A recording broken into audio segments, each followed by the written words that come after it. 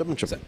Sir 2019 నుంచి 2024కి 45,000 కోట్ల రూపాయలు సెంట్రల్ గవర్నమెంట్ నరేగా నిధులు రిలీజ్ చేసింది కదా సార్. అదంటే అది రిలీజ్ చేసిన అమౌంటా సార్, లేకపోతే మొత్తం ఇంప్లిమెంటేషన్ చేసిందా? ఇంప్లిమెంటేషన్ కానీ తీసుకున్నారు, ఇంప్లిమెంట్ చేసేసుకున్నాం. మనకి మురిగిపోయిన నిధులు ఎన్ని ఉన్నాయి సార్?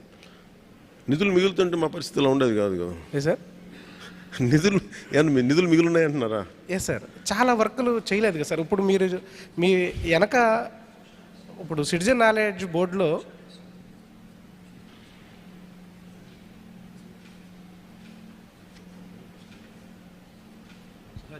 సార్ అని చెప్పండి సార్ 2019 నుంచి 2024 దాకా మొత్తం 45,000 కోట్ల రూపాయలు నిధులు మంజూరు అయినాయా సార్, లేకపోతే మనం యూటిలైజేషన్ చేసామా?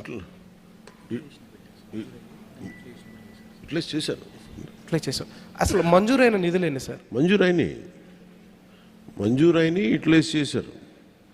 అంటే ఏం లేదు సార్, ఇప్పుడు మనకి ఇయర్లీ ప్లానింగ్ ఉంటుంది కదా సార్. ఇప్పుడు 60,000 కోట్లు 70,000 కోట్లు అని చెప్పేసి మనకు నరేగా నిధులు మన స్టేట్కి ఉంటుంది కదా సార్. ఇప్పుడు దీంట్లో ఏంటంటే మనకు 45,000 కోట్ల వరకు మనకు పనులు జరిగినాయి సార్. అంతే కదా సార్ మీరు చెప్పేది? అంటే మనకి రిలీజ్ చేసిన వాటిలో కూడా ఇంకా మన సెంట్రల్ మినిస్టర్ బెమ్మసాని గారు చెప్పినప్పుడు ఏంటంటే మనకి ఇంకా 3,000 కోట్ల రూపాయల దాకా నిధులు వీళ్ళు యూటిలైజేషన్ చేయలేదు, దీనివల్ల మనం చాలా పనులు కూడా చేసుకోలేకపోయామని చెప్పేసి చెప్పారు. అలా అయితే మీకు కొన్ని వేల కోట్లు ఉన్నాయి సార్ ఎంటైర్ స్టేట్లో. అలా అయితే మీరు పంచాయతీకి చాలా వేల కోట్లు ఉన్నాయి. వీళ్ళు మ్యాచింగ్ గ్రాంట్ ఇవ్వకపోవడం వల్ల అదొక సపరేట్ టాపిక్. అది మీకు నిధులు ఎట్లా వాడలేదు అనేది నేను ఆ ఇన్ఫర్మేషన్తో రాలేదు, కానీ still we're doing a white paper. అదేంటంటే మేము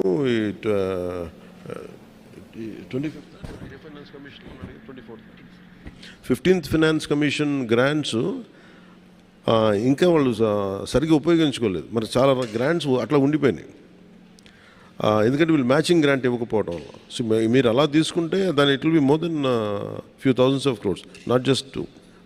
That part will let you know. ఆ ఇన్ఫర్మేషన్ ప్రస్తుతం నా దగ్గర లేదు. అంటే ఏం లేదు సార్, ఇప్పుడు నరేగాకి చేసేటటువంటి పనులు మీరు 84 రకాల పనులు నేను చెప్పారు. గత గవర్నమెంట్లో ఒక 7-8 పనులు కూడా దాంట్లో ఒక నాడు నేడు కింద తప్పితే ఇంకెక్కడా కూడా ఫోకస్ చేసింది లేదు. ఎక్కడ కూడా నాడు నేడు తప్పితే ఇంకా మిగతా ఏ పనులు కూడా ఇప్పుడు మీరు సిటిజన్ బోర్డు పెట్టారు కదా సార్, వాళ్ళు ఒక చెప్పాను కదా ఏ పనులు చేశారో ఎవరికి చెప్పలే. మేజర్ 2 ఇష్యూస్ అక్కడ 2 కరోనా పీరియడ్స్లో అది ఇష్టారాజ్యంగా వాడుకున్నారు. అది ఇండిపెండెంట్ వర్క్స్కి వెళ్ళిపోయినాయి ఎక్కువ, లేదంటే జనరల్గా డబ్బులు ఇచ్చి ఏ పని చేయించకుండా వదిలేశారా, ఇవన్నీ ఓన్లీ ఒక సోషల్ ఆడిట్, గతంలో జరిగిన సోషల్ ఆడిట్ మీద కొంత నివేదికలు తీస్తే దాని మీద ఉంటుంది. బట్ ఫ్యాక్ట్ ఏంటంటే గ్రాంటెడ్ మనీ ఏ డబ్బు అయితే వచ్చిందో ఆ డబ్బుకు తగ్గ సత్ఫలితాలు అయితే రాలేదు. అదైతే జరిగింది. అది ఎంత స్థాయిలో జరిగింది, ఏ స్థాయిలో జరిగింది అనేది మేము సోషల్ ఆడిట్ ద్వారా చేయమని చెప్పాము. సార్ ఫార్మా ఇష్యూ మీద, అది వైజాగ్ ఫార్మా ప్రమాదం మీద మీరు నిన్న రివ్యూ కూడా చేశారు కదా సార్. నిన్న వైజాగ్ ఫార్మా ప్రమాదం మీద రివ్యూ కూడా చేశారు, దాంట్లో యాజమాన్య వాళ్ళ నిర్లక్ష్యం ఉందని కూడా చెప్పారు. దానికి సంబంధించి మీ రెస్పాన్స్ అంటే ఇది నిన్న జరిగిన అనకాపల్లి జిల్లా అచ్యుతాపురం ఫార్మాసిస్లో జరిగింది. చాలా బాధ కలిగింది. చాలా ఇది రిపీటెడ్గా మొన్న 3 వీక్స్ బ్యాక్ కూడా ఒక జరిగింది, 1-2 చనిపోయారు.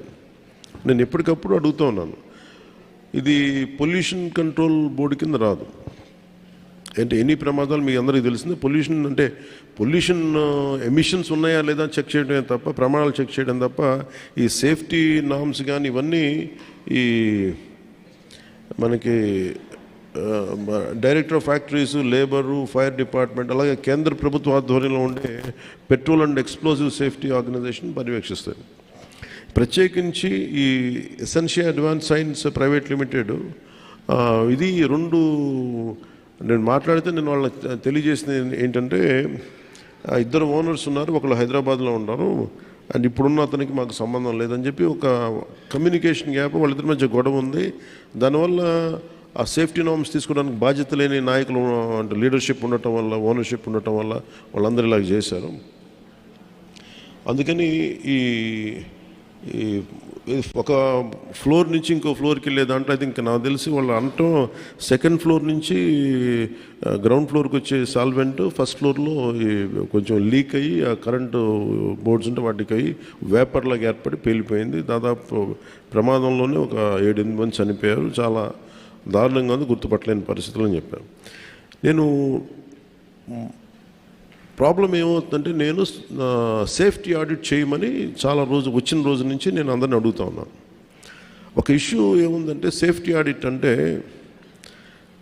ఈ యజమానులు భయపడిపోయే స్థాయికి వెళ్ళిపోయారు. వాళ్ళని కొంత ఎడ్యుకేట్ చేయాల్సిన అవసరం ఉంది.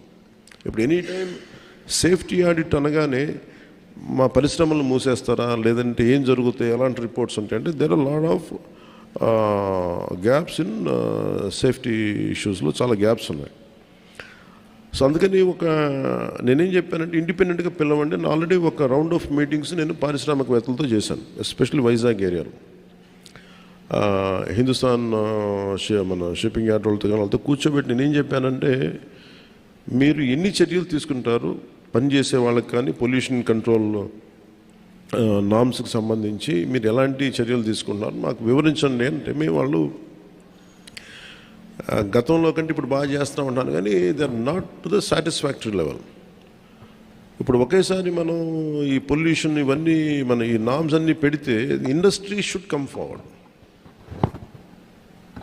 అంటే ఇది నేను ప్రత్యేకించి నేను చాలా రోజుల నుంచి నేను కోరుకుంటా ఉన్నాను. నేను ప్రత్యేకించి మరీ చెప్తున్నాను. ఇప్పుడు అంటే నేను ఎందుకు కొంత ఒక అడుగు ముందుకేయడానికి నేను ఎందుకు సంకోచిస్తున్నానంటే ఒకసారి అది ప్రభుత్వానికి ఇబ్బందిగా ఉండకూడదు. గబుక్కుని నా ఉద్దేశం సేఫ్టీ ఆడిట్ జనాల ప్రాణాలు పోకూడదు, కార్మికుల ప్రాణాలు పోకూడదు అనుకునే పరిస్థితిలో ఉంటాను నేను ఎప్పుడు.